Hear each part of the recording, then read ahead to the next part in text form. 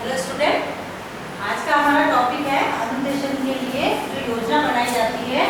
उस योजना से संबंधित क्या क्या तत्व शामिल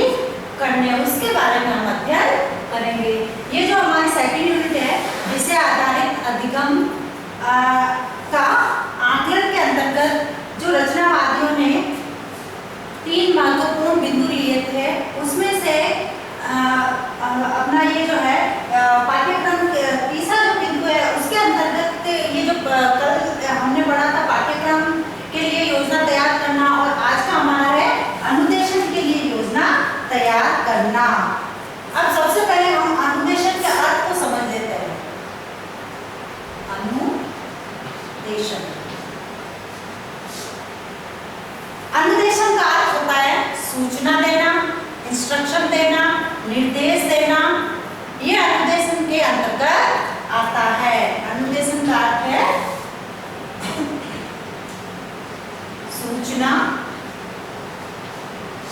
देना या आज्ञा देना। और इसको अंग्रेजी में अनुदेशन को अंग्रेजी में जो है इंस्ट्रक्शन INSTRUCTION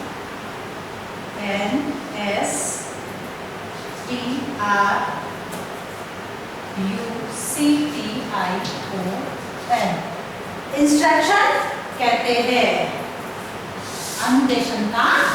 यह अर्थ है, यानी अनुदेशन का अगर सामान्य शब्दों में अर्थ को समझे तो सूचना देना, आज्ञा देना या फिर अंग्रेजी में अगर बोले तो इंस्ट्रक्शन देना यानी निर्देश देना। इसका जो रूप हमें अनुदेशन का जो रूप हमें मिलता है कक्षा शिक्षण में, कक्षा शिक्षण में यानी कक्षा में जब अध्यापक शिक्षण के समय अध्यापक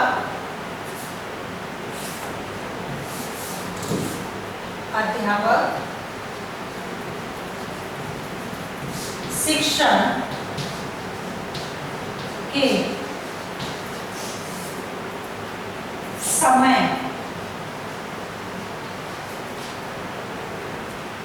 छात्र तक पहुंचाने की जो क्रिया करता है, यानी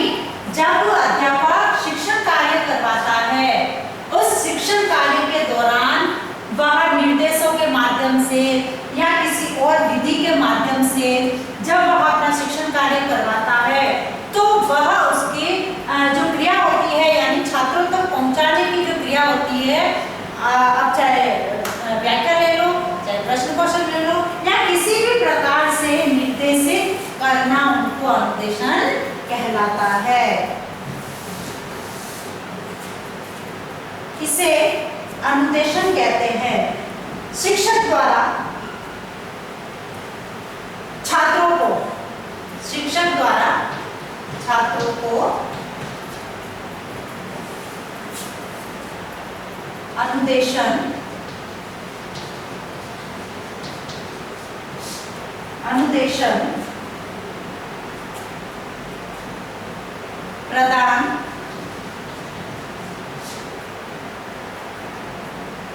करने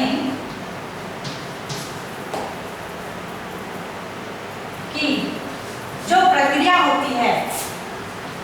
प्रक्रिया पर अधिगम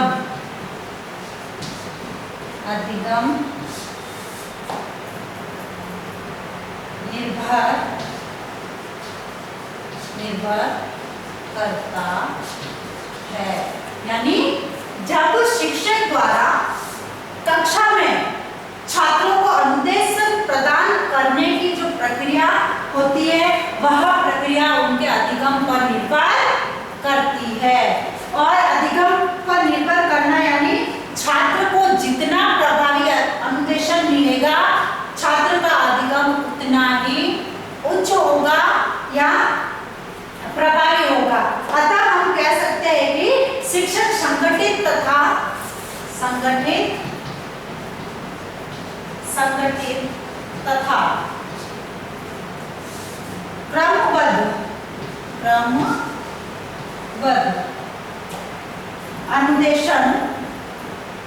क्रमबद्ध अनुदेशन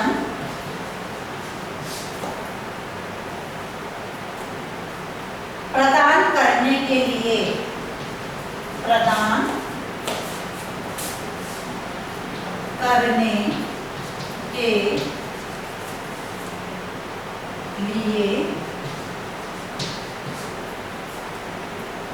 व्यापक योजना का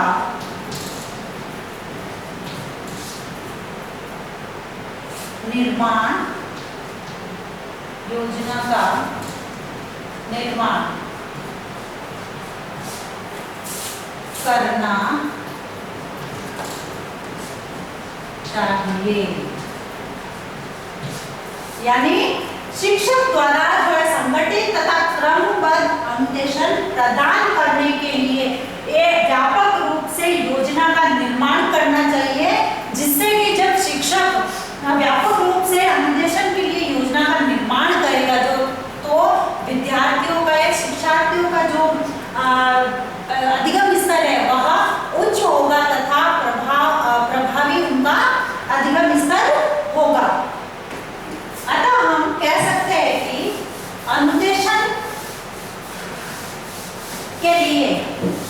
विभिन्न प्रकार के तथ्य हैं, उन तथ्यों को समावेश किया जा सकता है या विभिन्न प्रकार के जो तथ्य है इससे संबंधित जो बातें हैं किन बातों का ध्यान रखना चाहिए, उन बातों को हम इस अनुदेशन के अंतर्गत शामिल कर सकते हैं। यानी विभिन्न प्रकार के जो तथ्य हैं उनको हम शामिल कर सकते हैं अनुदेशन में। इसमें सबसे पहले है नवाचारों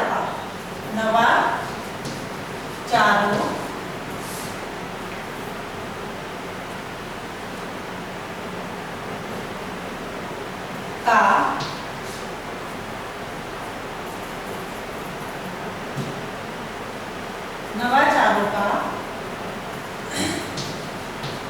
प्रयोग करना। जैसे जब कक्षा में शिक्षण कार्य करवाया जाता है तो उस समय जो अनुदेशन में शिक्षक द्वारा जो है विभिन्न प्रकार के जो नवाचार है उन नवाचारों का प्रयोग करना चाहिए, जिससे कि छात्रों का जब हम अपने अधिगम में अनुदेशन के लिए जब नवाचारों का प्रयोग करेंगे तो उन नवाचारों के माध्यम से जो है छात्रों का जो अधिगम स्तर है उच्च कोटि का होगा तथा विद्यार्थी उसको सरलता से किसी भी चीज को समझेंगे तथा सीखेंगे। अब जैसे नवाचारों के अंतर्गत हम यह कर सकते हैं कि छात्रों के जो दल शिक्षण की व्यवस्था करके, यानी इसमें दल शिक्षण की व्यवस्था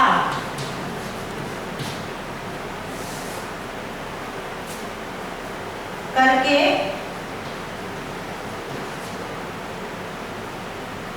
छात्र की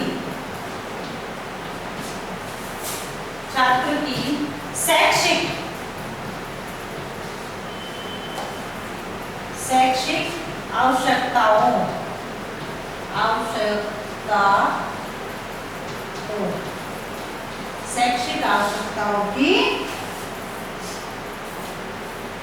पूर्ति करने का प्रयास किया जा सकता है। यानी हम अपने इसमें अनुदेशन में जो है नवाचारों के माध्यम से यह बताया है कि नवाचारों को उपयोग करके या नवाचारों का प्रयोग करके हम विद्यार्थियों के जो अधिगम स्तर को उच्च बना सकते हैं। जैसे कि शिक्षक द्वारा दल शिक्षण की व्यवस्था करना तथा दल शिक्षण के माध्यम से जो विद्यार्थियों की जो शैक्षिक आवश्यकता है उनको, यानी उनकी शिक्षा से संबंधित उनकी शैक्षिक आवश्यकताएं कौन कौन सी है, उन आवश्यकताओं की दल शिक्षण के माध्यम से वह पूर्ति कर सकता है, जिससे कि विद्यार्थी एक समूह में जो है कार्य करेंगे तथा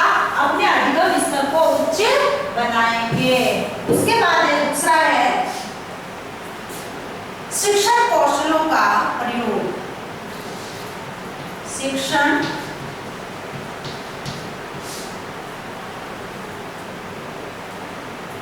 कौशलों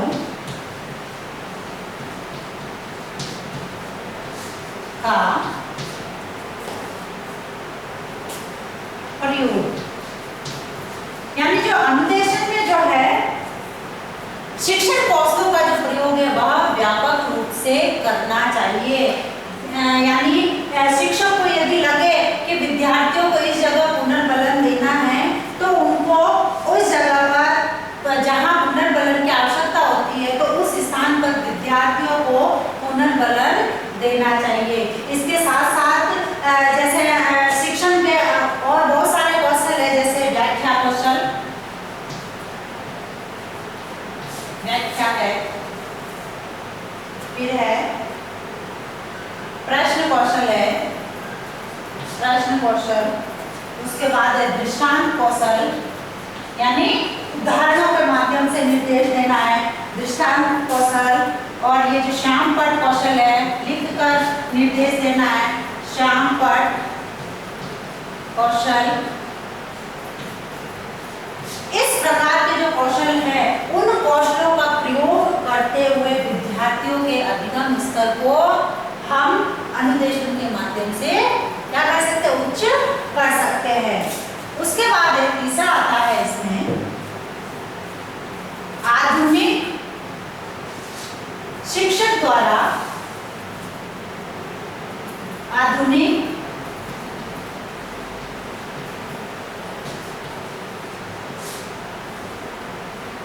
एवं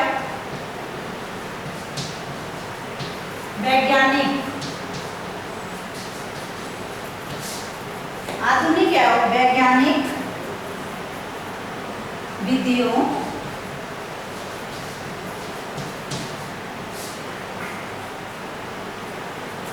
का उपयोग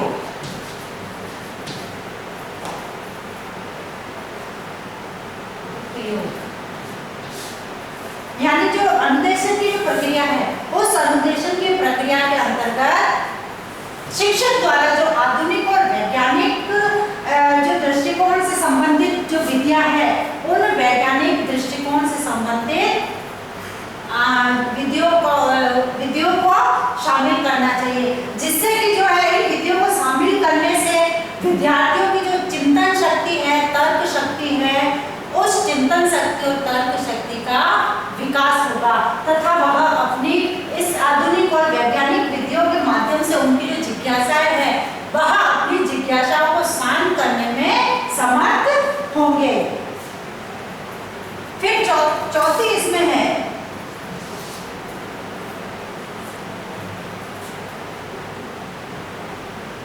इसमें जो है छात्रों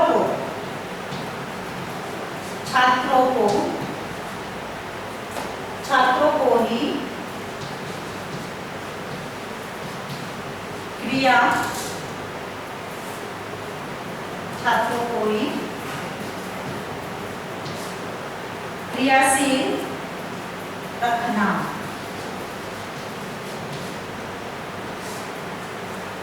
यानी अनुदेशन के माध्यम से इसमें जो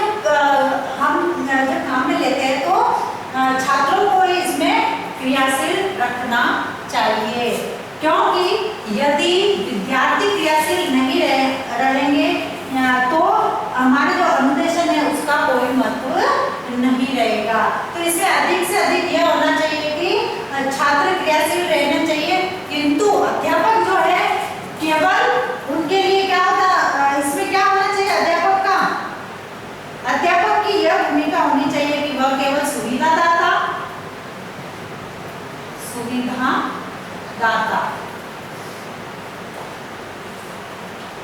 पर्यवेक्षण,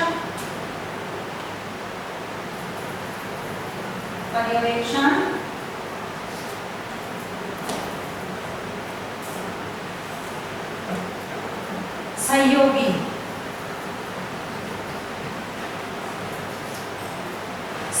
के रूप में अध्यापक की भूमिका होनी चाहिए, जिससे कि इससे जब शिक्षक जब विद्यार्थियों को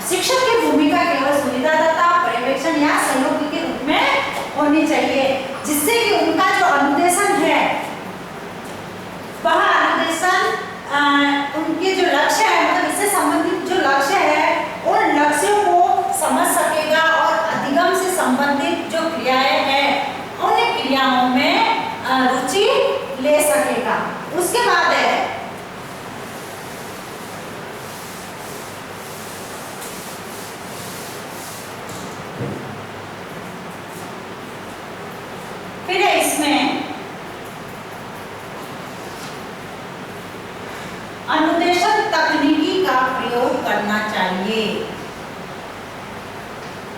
शिक्षक को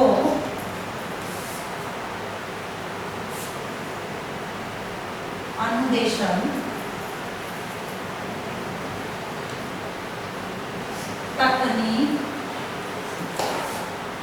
तकनीकी का प्रयोग करना। जैसे शिक्षक द्वारा इस प्रक्रिया में शिक्षक द्वारा जो है अनुदेशन तकनीकी का प्रयोग करना चाहिए, जिससे कि जो है अनुदेशन प्रभावी तथा रुचिकर हो सके। जैसे उदाहरण के तौर पर कंप्यूटर की सहायता से, इसमें हम कंप्यूटर की सहायता से, यानी वर्तमान समय की स्थिति परिस्थितियों को देखते हुए यदि अनुदेशन की जो प्रक्रिया है, इस प्रक्रिया में हम विद्यार्थियों की कंप्यूटर की सहायता से यदि अनुदेशन करें तो ये जो अनुदेशन है कंप्यूटर की सहायता से किया गया जो अनुदेशन है, इस अनुदेशन में वो प्रभावी रूप से भाग भी लेंगे तथा हमारे जो अनुदेशन की जो प्रक्रिया है वह प्रभावी रूप से संपन्न भी होगी। उसके बाद है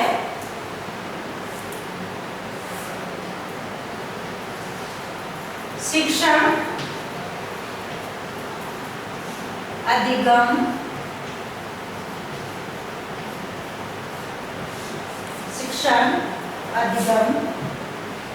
सामग्री का प्रयोग,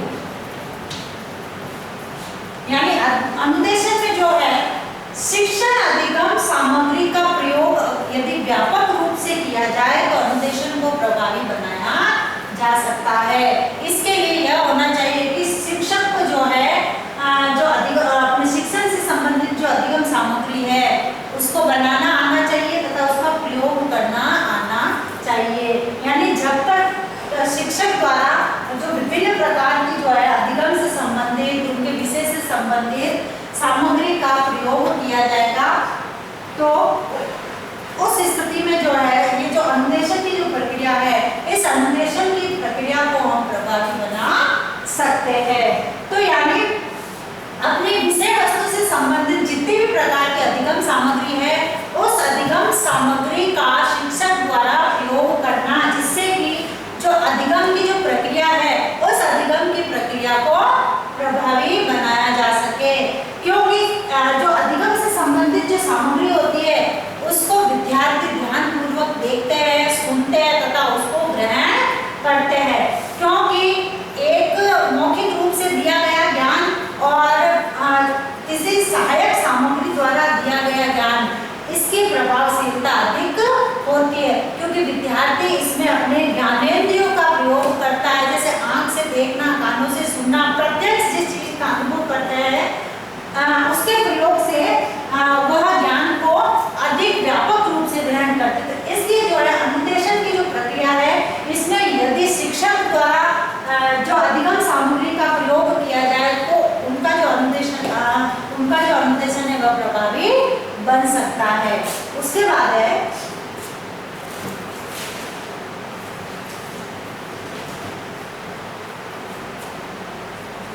छात्र सहभागिता को प्राथमिकता। छात्र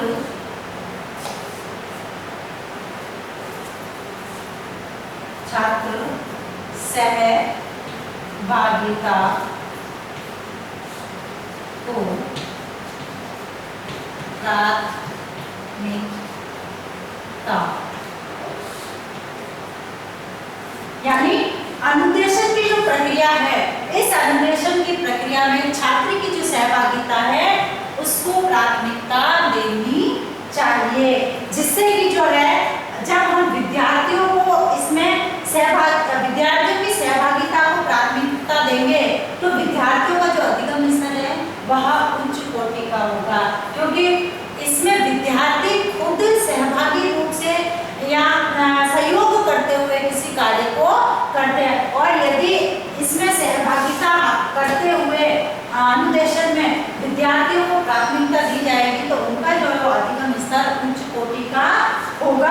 और छात्रों की जो है अधिगम के प्रति जो है रुचि बनी रहेगी। तो यानी छात्र सहभागिता को सबसे पहले प्राथमिकता देनी चाहिए, जिससे कि विद्यार्थी उसमें संलग्न होकर या उसमें रहते हुए किसी भी कार्य को कर सके। उसके बाद है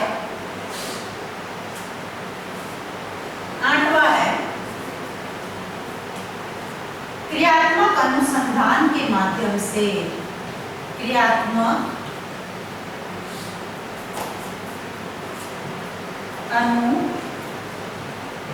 अनुसंधान के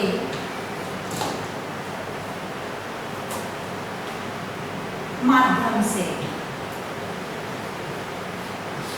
यानी इस प्रक्रिया की योजना में जो क्रियात्मक अनुसंधान है,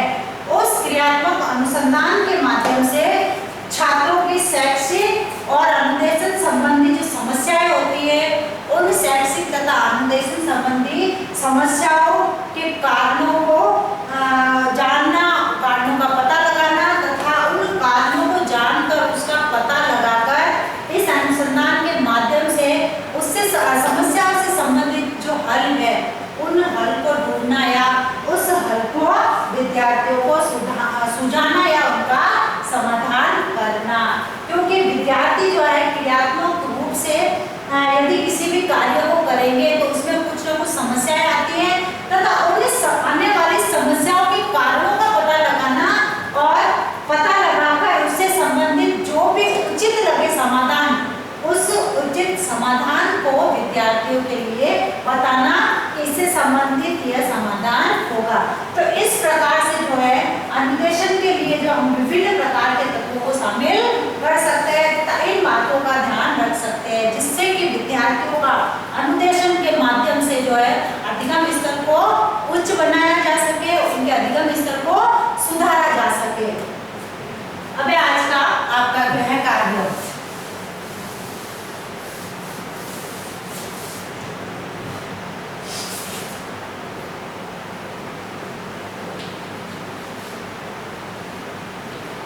अनुदेशन का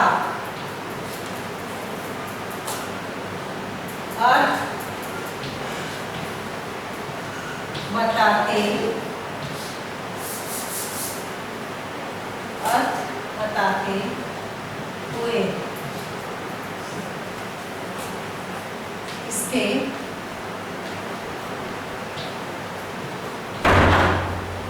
विभिन्न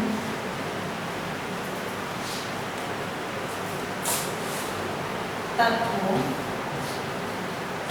को समझाइए।